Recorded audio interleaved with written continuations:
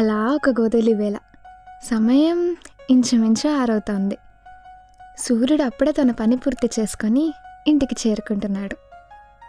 అలా ట్రైన్ కిటికీ నుంచి ఆ వ్యూ ఆస్వాదిస్తున్న నాకు ఒక పక్క నుంచి సన్నగా ఆనంద్ సినిమాలోని నువ్వేనా నా నువ్వేనా అని పాట వినపడింది.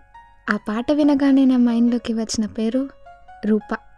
అది ఉట్టి పేరు మాత్రమే కాదు, నిజంగా ప్రాణం పోసుకున్న పాత్ర. తనని చూసిన ప్రతిసారి అనిపిస్తుంది, అరే ఈ అమ్మాయి ఏంట్రా చూసే కొద్దీ నచ్చేస్తుంది అని. నేను ఇన్నాళ్ళు ఈ మనుషుల్ని చూసి వీళ్ళేంట్రా ఒకరిని ఇష్టపడితే ఏదైనా చేస్తారా అని అనుకునేదాన్ని.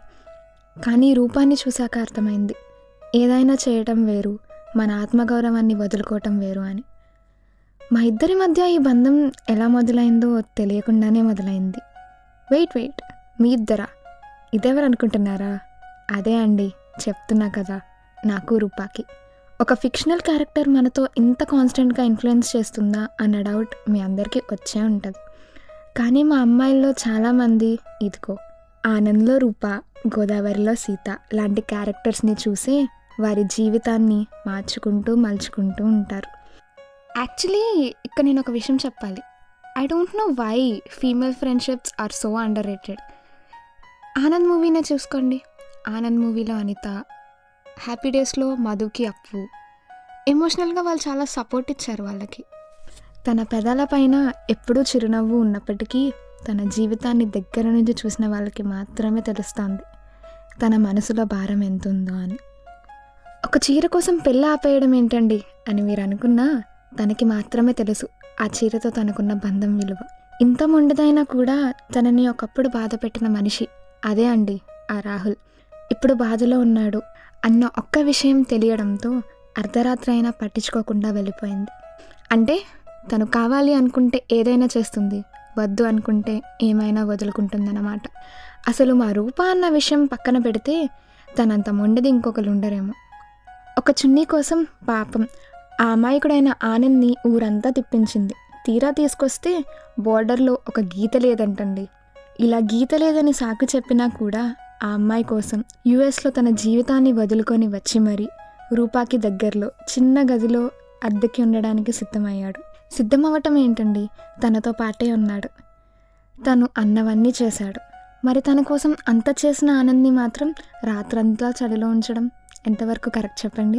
అయినా తన కోసం ఒక రాత్రి ఏంటి, నెలంతా మంచులో నుంచోమన్నా నుంచవచ్చు అనిపిస్తుంది. కానీ ఆ రాహుల్ నుంచి కాపాడిన ఆనంద్ని కాదనిందే కాక తనని తిట్టి పంపించేసింది. మళ్ళీ తనే ఆనంద్ కోసం తనకి అస్సలు నచ్చని చికెన్ వండి పెట్టింది. ఏంటో అండి అమ్మాయి, అస్సలు అర్థం కాదు. అందులో మా ఆనంద్ ఏమైనా తక్కువ? మూవీ స్టార్టింగ్లో ఒక ఫ్యాంట్ 200 చెప్తే 20 రూపాయలకి బేరమాడుతుంది మన రూప. వాడా ఫ్యాంట్ 20 రూపాయలకి ఎక్కడికి వస్తుంది చెప్పండి? అయినా సరే వాడు ఇవ్వనన్నాడని చెప్పి వెళ్ళిపోతుంది. లాస్ట్లో తనని ఇంప్రెస్ చేయడానికి ఏమీ దొరికినట్టు దానికోసమే ఆ ఫ్యాంట్ అమ్మే అతని దగ్గరికి వెళ్ళి కాళ్ళు గడ్డాలు పట్టుకొని బ్రతిమలాడి మరీ అదే ఫ్యాంట్ని 20 రూపాయలకి కొన్నాడు మన ఆనంద్. మొత్తానికి చెప్పాలంటే మా రూప ఒక మంచి కాఫీ లాంటి అమ్మాయి. కొంచెం తీయటి ప్రేమ, ఇంకొంచెం చేదైన కోపం, కొంచెం తీయని ఆత్మగౌరవం, ఇంకొంచెం చేదైన మొండితనం. ఎలా అయితే ఈ కాఫీ తన ప్రతి సిప్లో కొత్తగా అనిపిస్తుందో అలానే ఈ రూప కూడా ప్రతిసారి కొత్తగా అనిపిస్తోంది. నిజంగా సినిమాకి ఆనంద్ అని పేరు పెట్టేశారు, కానీ మా రూప అని పెట్టుంటే సరిగ్గా సరిపోయేది. రూప ఒక మంచి కాఫీ లాంటి అమ్మాయి. ఓకే లిజనర్స్, ఇప్పటి వరకు నా మాటల్లో రూప గురించి విన్నారు కదా. రూప క్యారెక్టర్ నచ్చితే ఆనంద్ మూవీ వెళ్ళి చూడండి. And that's it for today's pod. Signing off, your host Harshita.